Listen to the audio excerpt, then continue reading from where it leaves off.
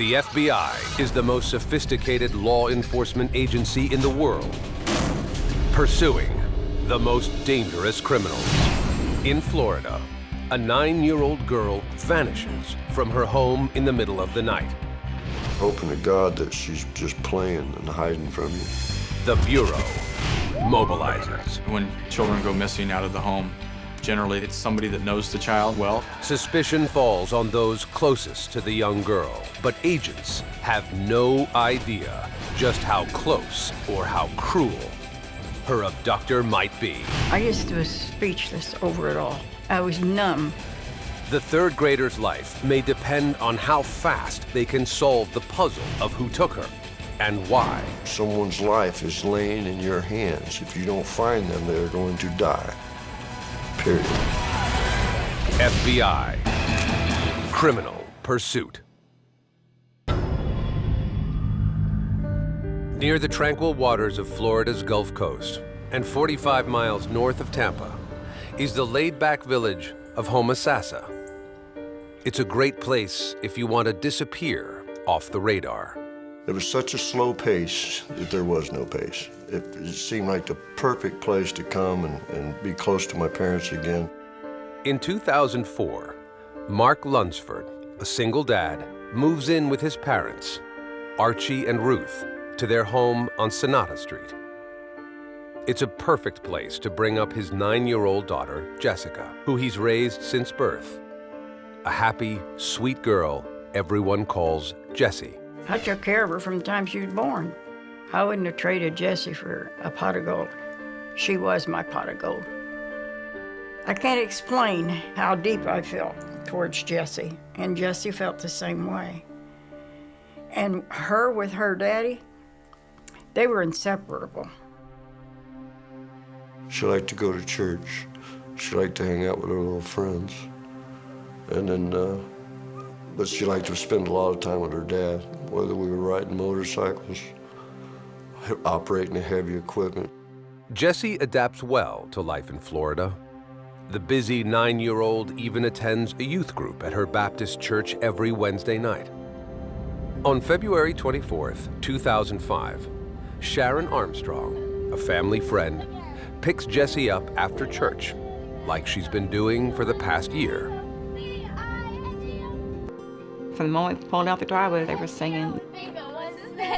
They were practicing for a little play they were going to do. They were playing and running around and doing flips and stuff at church. And then I said, come on, Jessie, we got to go home, got to go to school tomorrow. Sharon drives Jessie and another young girl home. Nothing seems out of the ordinary.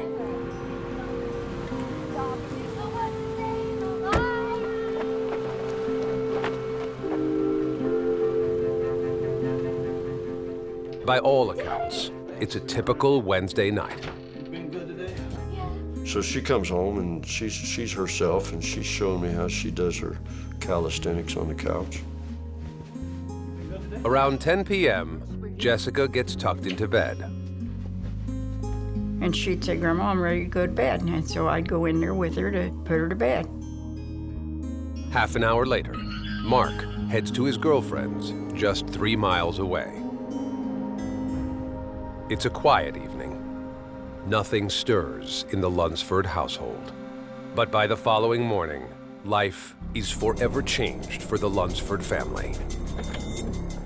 When Mark arrives home, he senses something is off. I reached up and stuck my key in the door. I go into the house and her alarm is going off.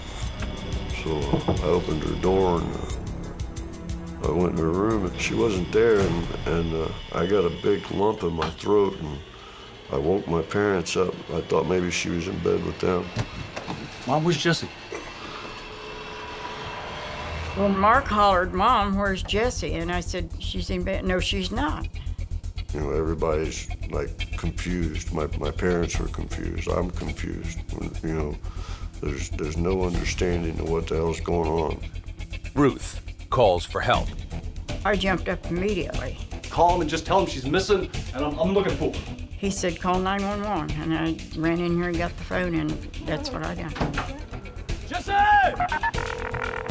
Emergency? Yes, we got a child missing. How old's the child? 9. She's 9 years old? Yeah. Okay.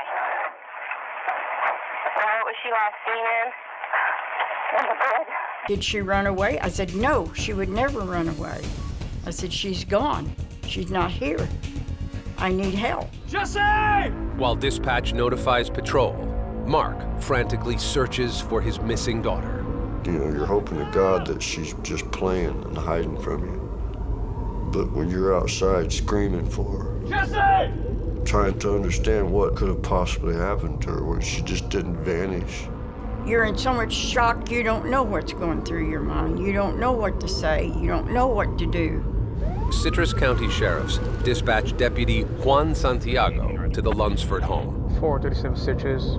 If you will, show me to the 97 at the Sonata address. He can tell right away it looks bad. The grandmother, she was just very, very concerned. She had that look of just being so worried.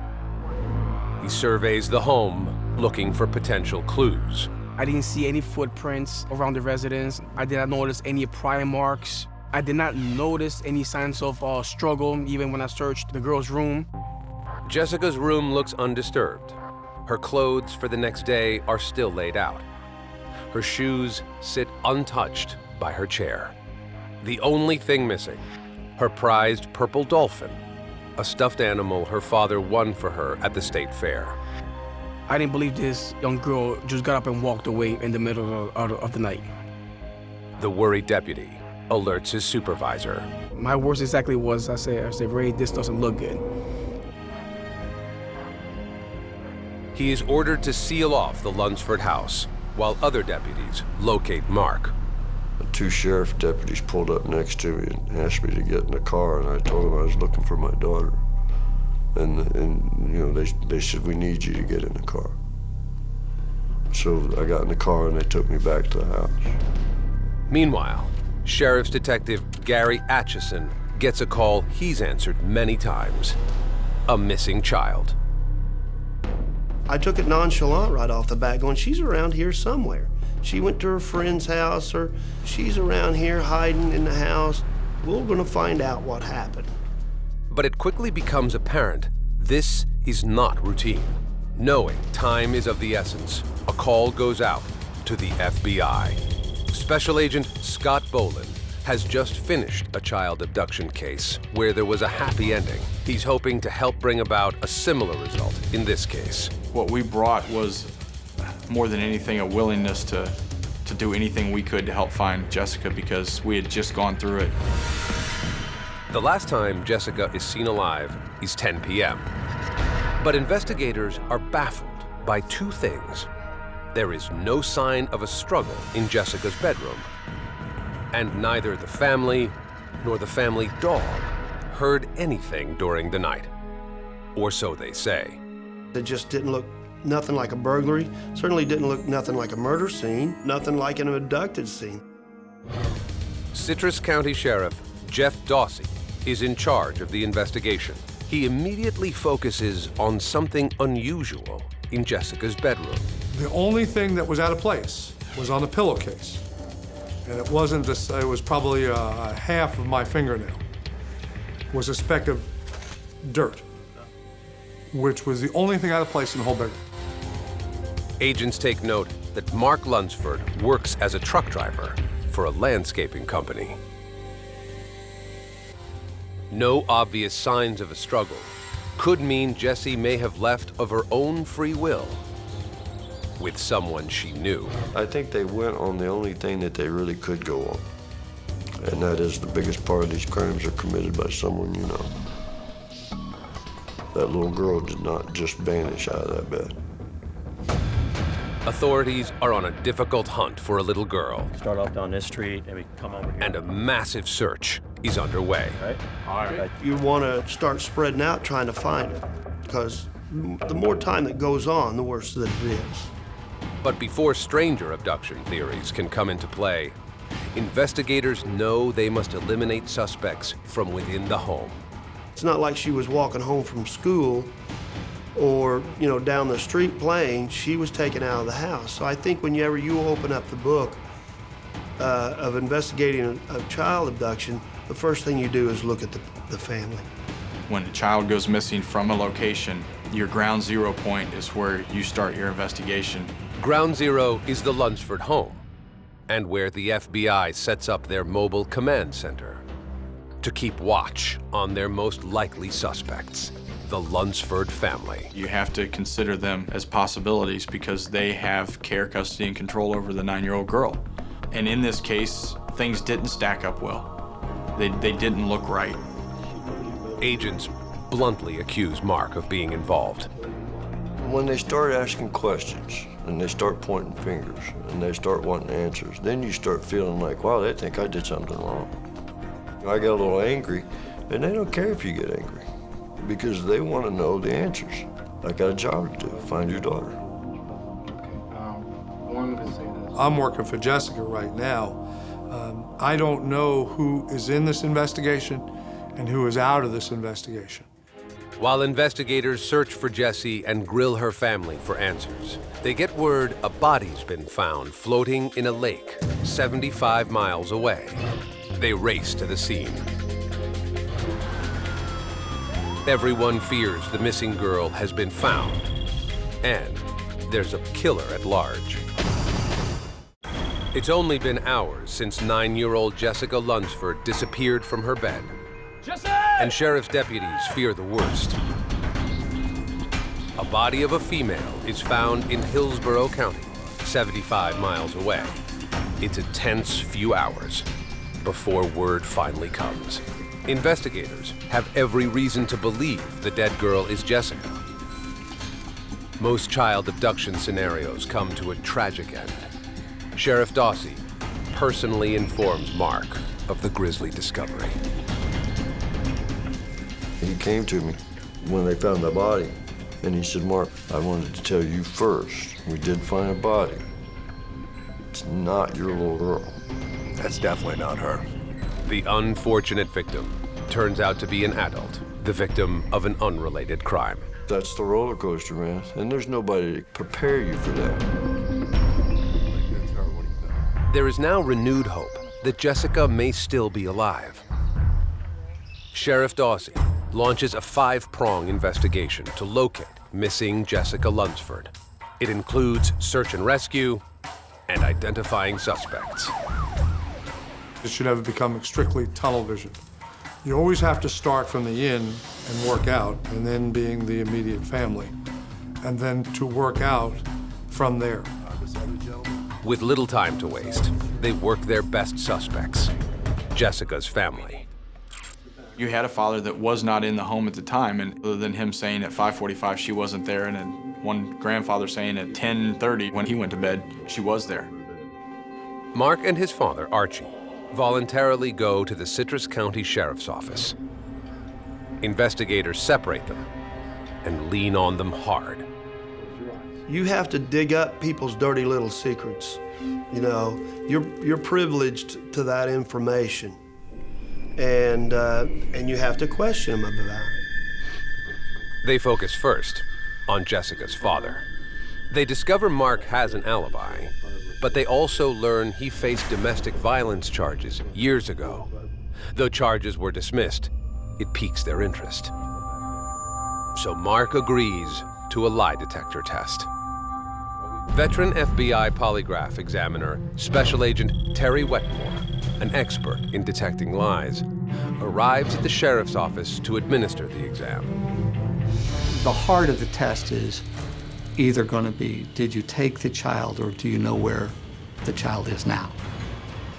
One of the readings we get is galvanic skin response, which is sweat activity on the skin. He had virtually no response, which was a unique physical characteristic for an individual. Are you telling the truth? Yes. While there's no obvious signs of deception, Mark's test comes back inconclusive. He is not off the hot seat yet. You want the polygrapher to walk out and say he's lying or he's telling you the truth, and that's not always how it goes. And you get frustrated because you're like, you know, why don't you guys move on to something else, man? My parents didn't do this and I didn't do it. Well, here we go again, you know, that's not good enough.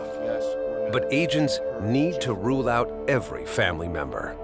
including Jessica's grandfather.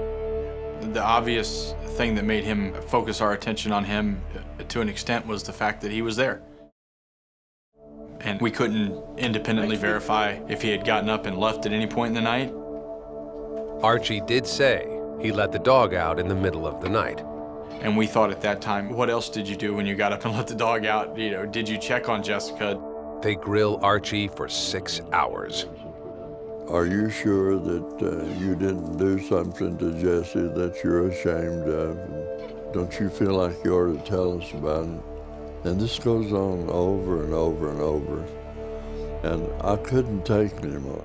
But Archie never wavers from his story. Because it never did happen.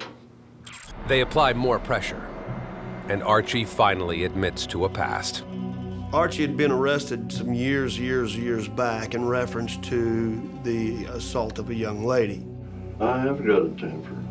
The charges go back 50 years and include a pre-kidnapping dispute. He was telling them the truth and about things and about his life because he didn't have nothing to hide. Turned into making him look suspicious. Even though the charges had been dropped, investigators believe they're on to something. They came to me and said that they didn't feel like he had any grief, that he didn't feel bad about your daughter missing, and that they think that he had something to do with it. Detectives lie to Mark and tell him they've collected Jessica's blood from Archie's underwear. What we're trying to do is we're trying to elicit responses and reactions out of him to find out if there is something that we're not being told. I was furious. This don't make any sense. It changed how I was thinking. You're making it appear to me that my father had something to do with this. Mark confronts his father. They want me to ask you if you know where Jesse's at. I'm sorry, Dad. No, just forgive me, Dad. I have to ask you. He was crying. They broke him down, and he said, Daddy, if you know anything about where Jesse's at, said, please tell him. And there was nothing I could tell him. Archie denies any involvement. That's all I keep telling him. I just want to find Jesse. It really broke my heart to think that they had broke him down to where he would even think that his father would do something to harm that child. And that hurt. That really hurt. It's a tactic, okay? They're not trying to lie to you and hurt you. So they're gonna do whatever they gotta do and say whatever they gotta say to get you to tell the truth. They're trying to find out the truth. The only person that can tell them the truth is Jessie. It's the only one. And she's not there to tell them. To quell all the suspicion and prove his innocence, Archie also volunteers to take a lie detector test. Again, an inconclusive test with him, the same as Mark, which now I was frustrated.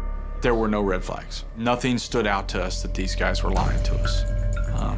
An inconclusive test is a nebulous thing. Shifting gears away from Mark and Archie, FBI agents know it's not uncommon for estranged parents to kidnap their own children. This girl was very shy in certain ways and very private. Her clothes that she was going to wear was still staying there undisturbed, which struck me that this could be something. Could be a parental abduction.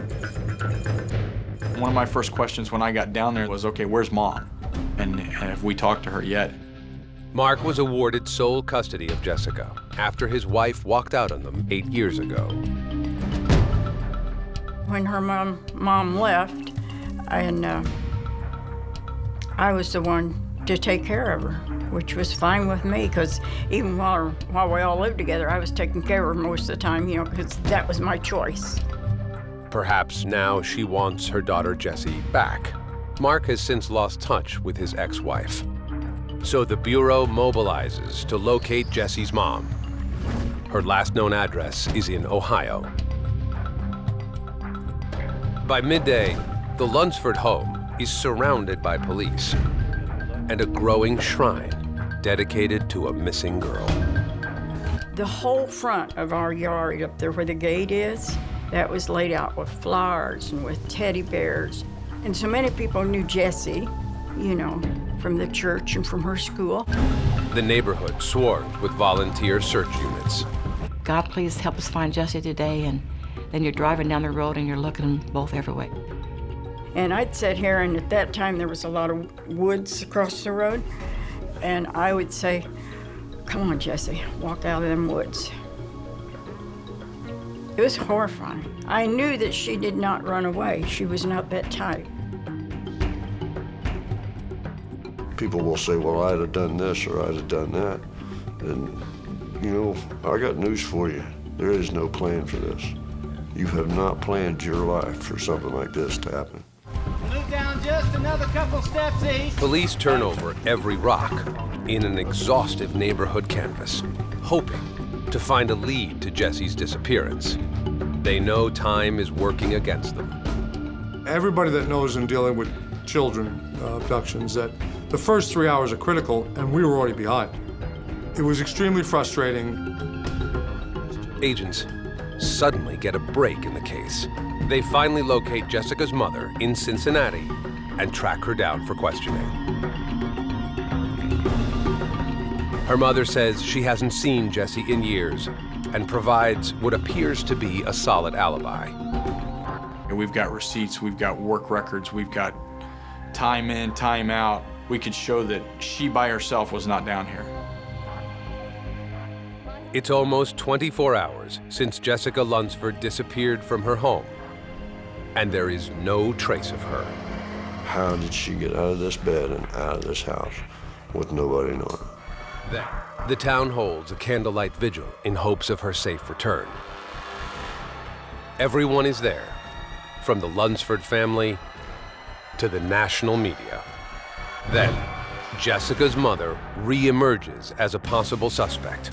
When word comes, Jessie's been sighted in Ohio, only 40 miles from where her mother lives.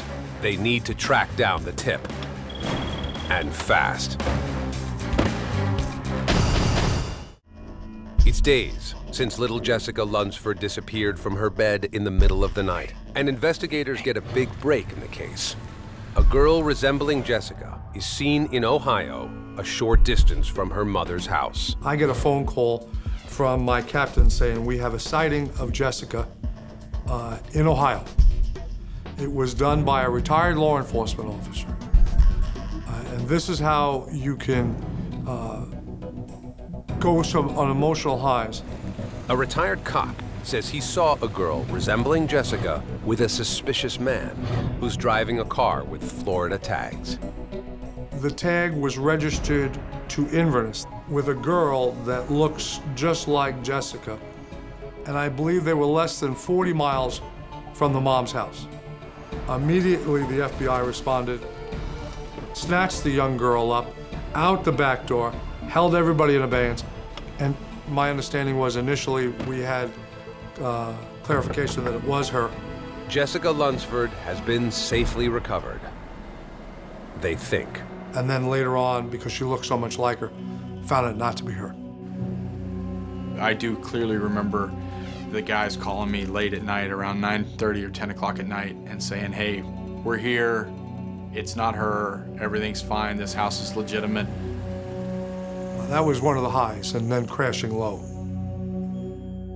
The frustration, you know, just mounted constantly of maybe getting a lead and then it'd turn, you know, and then it'd turn into be nothing, you know, or getting some hope or finding something and it'd turn out to be nothing. Investigators broadened their scope past immediate family members. They alibied Jessica's friends, neighbors, even people at her church. We had to determine who was at the church that night that knew that she had gone home at that time. He asked me many questions and other people at the church and our pastor, and they questioned everybody. Well, they wanted to find her as much as we wanted to find her. Detective Atchison takes another look at the crime scene. Jessica's tiny bedroom in her grandmother's house. Ruth Lunsford was the strength of the family. She was very meticulous in telling me what was going on and telling me about Jessica. And she never really cried until right at the end. She looked at me and she just says, I need you to find her. You know, I have to have her. Ruth points out something she finds amiss. I said, that screen has been cut. And that's how he tried to get in the sliding door. That is what I refer to as a burglar cut, where they cut an L-shaped screen and put their hands through the screen and unlock the door on the inside. The door hasn't been opened because it's secured by a broom handle, but it gives detectives a new avenue of suspects, burglars. I went to our crime analysis unit. I asked them to pull up every known burglar suspect in that area. Police know that many burglaries are committed for sexual purposes. A lot of convicted burglars, there's more to the story about what they were doing inside the house that they were convicted of entering. As investigators look into a possible burglar scenario, Mark keeps up the heat with daily press conferences, pleading for help. Everybody was doing everything they could to help me find my little girl. Every day I'd get on TV and say, thank you. Can you help me find my little girl? It's almost like this whole town was one family searching for this one child, and how everybody cared. We're going to do all we can do to find her. Just get them to the public, please. The Citrus County Sheriff calls in special search dogs in an effort to find Jessica's trail. They would, they'd pick up her scent in the yard, they'd come up to the road and they'd stop. And there was no answer, so it made them feel like, well, maybe she was taken away in a vehicle. That prompts agents and investigators to tap another possible source of leads: registered sex offenders. There are about 50 in the zip codes around Jessica's home. They start contacting offenders inside a half-mile radius of Jessica's house.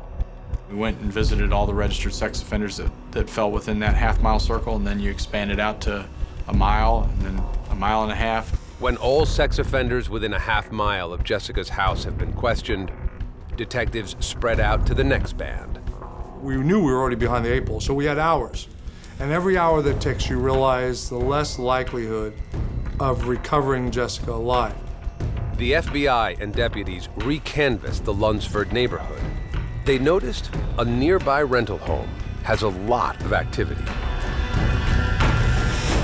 They was drug users and, and crack cocaine smokers. And I'm not sure any of them had a job or did anything. I said, well, they're selling drugs.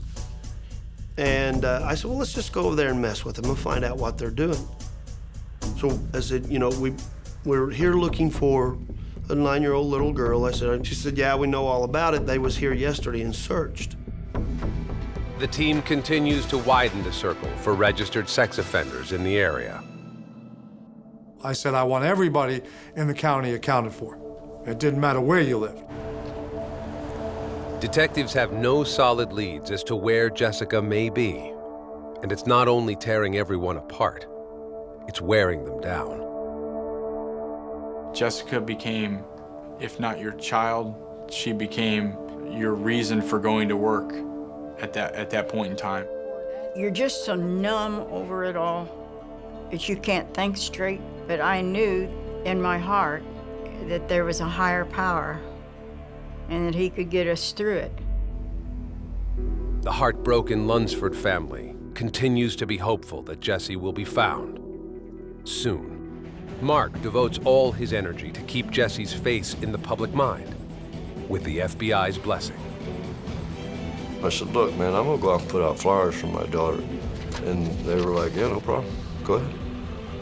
And so that's what I did. I put out a lot of flyers, just doing all I could. Finally, the publicity pays off. A man with a girl matching Jessica's description is seen at a nearby convenience store.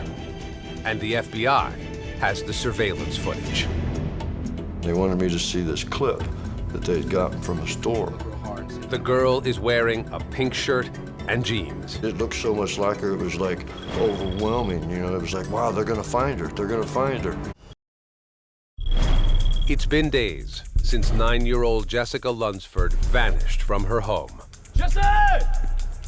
And finally, the FBI has a viable lead. The Bureau has recovered surveillance tape of a girl seen at a nearby convenience store who strongly resembles Jessica.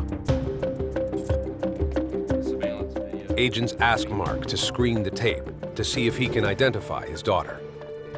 But as Mark watches the girl choose a bag of onion ring snacks, he knows it's something Jessica would not do. That's not her. I knew it wasn't her. And they're like, are you sure? I'm like, I'm positive. It's not my little girl. His hopes are dashed in just seconds. It was like, oh my God, this is wonderful. And then everything went back to hell. There's going to be a lot of ups and downs where you think you got it figured out and solved, and within 3 hours, you're going to be crashing because it didn't turn out the way you thought it was going to turn out, or we were completely wrong, and now we just need to refocus and keep moving forward. I just ask everybody to look. That's really what I can ask for, look. The sheriff, speaking to the news media, says no one has been ruled out as a possible suspect. It was very difficult to clear the family. Just about the time you would start leading yourself away from them, something would happen that would bring you right back to it. The last member of the Lunsford family to take a lie detector test is the woman who is closest to Jessica. Is Jessica afraid of Archie? The results stun everybody, including Ruth. She was not showing me that she was responsible. However, she still did not pass the test. No. Yes or no? No. I was so upset, and my doctor says, of course you would have failed. You're under stress. He said, you can't handle that, Ruthie. But agents wonder if Ruth is merely covering for someone. We had to sit down and explain to Ruth that maybe her view of the family situation, her perspective on what was going on wasn't as clear as she thought it was. I understand all that. I know all that. I didn't do it, and Archie didn't do it, and Mark didn't do it. You're not going to convince me otherwise. There was a point where I thought, well, it's never going to end. But my concern was, where is she? A week into the investigation, the sheriff decides to halt search efforts to find Jessica and instead focus on suspects. That is the point in time when most of the case agents and the detectives and the lead investigators sit back and go, is this going cold? Are we going to figure out what happened here? Are we going to find her? They expand the search of registered sex offenders to a 3-mile radius, a time-consuming process.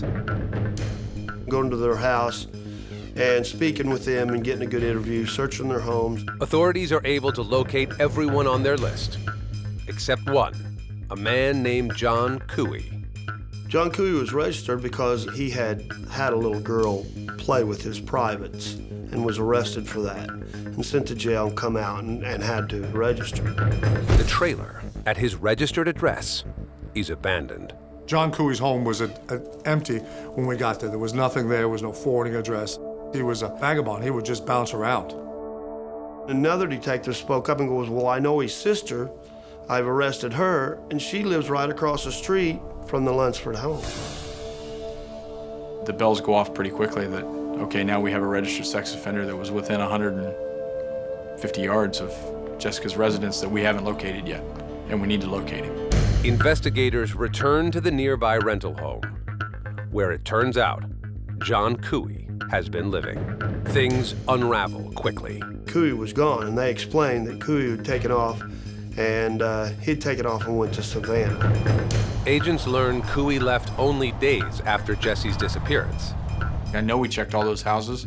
You know, you look back at the canvas and you say, we went in every one of these houses. You know, why did we not know who he was? Nobody ever saw this guy. He would only come at nighttime, and he would stalk every house. He knew where every child in that neighborhood was. You're looking right at it every morning. As soon as you go in the living room, you look out the front room, living room, there's that trailer, right there.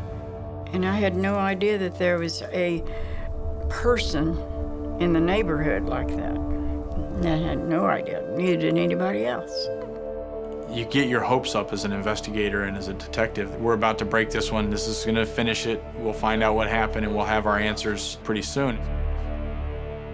There's nothing to tie John Kooie to Jesse's disappearance.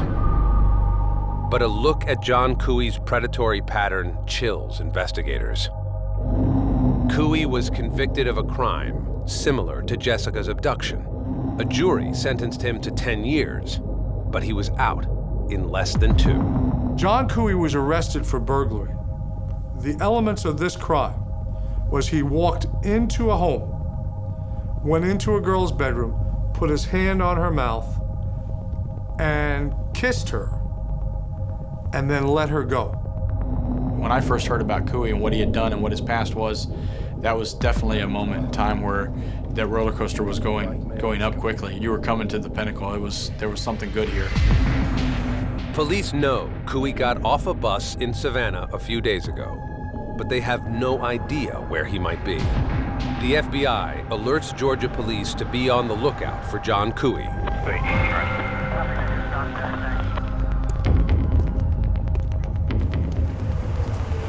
Hey, buddy. He's spotted and willingly goes to the police station. He was a little nervous, you could tell, but he wasn't overly nervous. Didn't have any contact, but he had heard about the case, and he knew because he was a sex offender that they would want to talk to him. Without a warrant, investigators have to release Kooie. But they're not about to let him off the hook. Not satisfied, detectives convince Kooie's sister to allow a search of her trailer. In Kooie's Florida bedroom, they find a bloody mattress. 2 weeks after Jesse's disappearance, investigators head to Savannah, hoping to find John Kooie. You knew that you had to go find him and see what he was all about. But it wasn't, we didn't have enough on him at the time to say, this is our guy. We were feeling pretty good going up there that if we could get our hands on him, we might have something, and we knew we were going to be able to keep our hands on him. It's a gruesome find that hints at Jesse's terrible fate and may implicate John Kooie as her abductor. Now, investigators need to track him down and bring this sexual predator to justice. 3 weeks after the abduction of Jessica Lunsford, investigators are on the hunt for John Kooie, a violent sex offender possibly linked to the young girl's disappearance. Citrus County Sheriff Jeff Dawsey releases Kooie's name and photo to the national media. I'm saying John Kooie's a person of interest. I want to either rule him in or rule him out, and I gotta find him. Early the next morning, an alert citizen spots Kooie in nearby Augusta, Georgia, walking toward the bus station. And she rolled up on him and asked him what his name was, and he said John Kooie. She immediately notifies authorities. What's your name? And Kooie's quickly detained. Florida investigators race to Augusta for a face-to-face with John Kooie. He was very nonchalant. You know, he had a raspy voice. Yeah, I know why you guys are here. But Kooie convinces investigators he's not responsible for Jessica's kidnapping. I said, if you did this for the sake of you, me, our community, and this whole world, you need to tell me about this. He looked at me at one time, and he turned around and he goes, gosh, you're about to make me tell you I did it, and I didn't. At the end of the day, we were of the collective opinion that he probably didn't have anything to do with Jessica being gone. Just so they can move on, they ask Kooie to take a polygraph, and he agrees. He needs to be polygraphed. He's willing to be polygraphed. We'll polygraph him, but we need to get back to Florida because he probably didn't have anything to do with Jessica. Yes. Agent Wetmore spends 2 hours testing Kooie. Have you ever talked to Jessica? Yes. But the results surprise everyone. After it was done, I told Mr. Kooie he had failed the test and that I knew that he had taken Jessica. I believe he said, all right, I did it. I took her. Oh, yeah.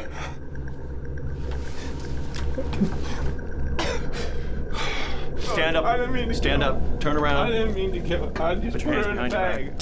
Of course, your heart drops into your stomach, you know, and you start having an array of thoughts and everything.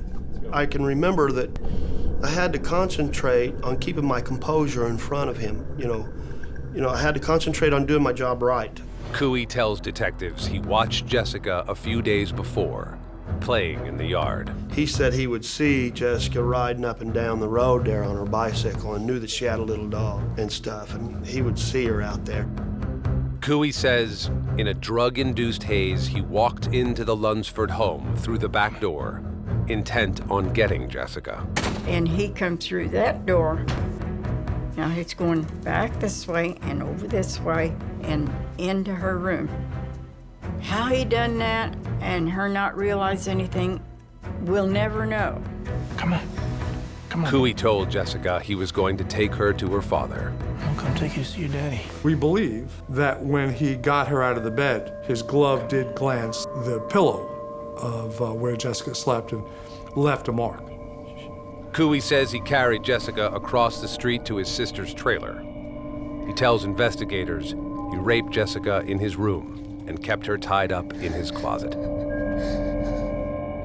Kooie claims he was spooked when investigators and dogs swarmed the neighborhood. She asked if she could go home, and he promised that she would go home if she would step in these bags, which she did. He then tied those bags around her, put her over his shoulder, carried her out the door to a grave, put her in that grave, buried her, and then stood on it as she tried to stand up. Finally, he tells investigators where to find her. 2 cop cars come flying down the road. They immediately jumped out of their vehicles and taped off that house, the whole yard, the whole big area. And at that moment, I knew where my little girl was. Police rope off the trailer Kooie lived in and begin digging right beside the back steps, only 150 yards from Jesse's bedroom window. I stood in the driveway over there across the street next to the house, and I watched them pull the dirt off my little girl with their hands and pull her out of the ground in a trash bag. And then I walked away. She was buried in a 4-foot grave, wrapped in 2 garbage bags, in a kneeling position. Jessie's hands were bound as if in prayer. She was clutching her purple dolphin.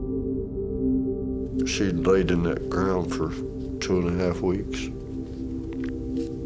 When they pulled her out of the ground, her little fingers were poking through the bag.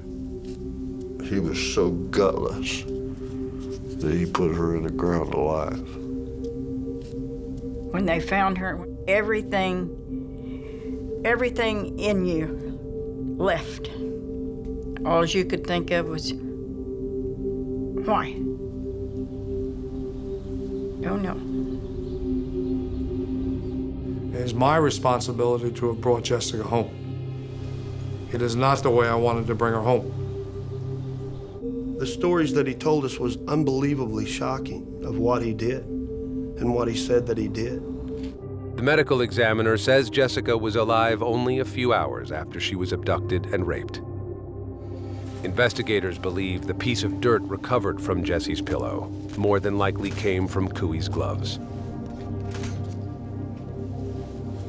which indicates to the FBI Kooie probably dug Jesse's grave before he kidnapped her. It all happened within 1 or 2, 3 hours at the most, before the light came up that day, before she was ever discovered missing. I believe she was in that grave. Forensic evidence found in Kooie's trailer clears all suspicion from the suffering Lunsford family.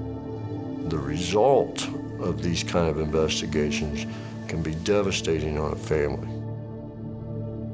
The burden now falls on the state attorney, Pete Magrino, to give Jessica some justice.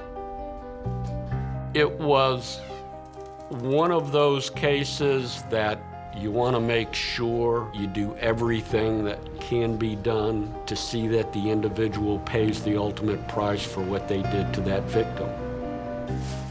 Pete Magrino wraps up his case with a powerful closing, featuring a purple dolphin.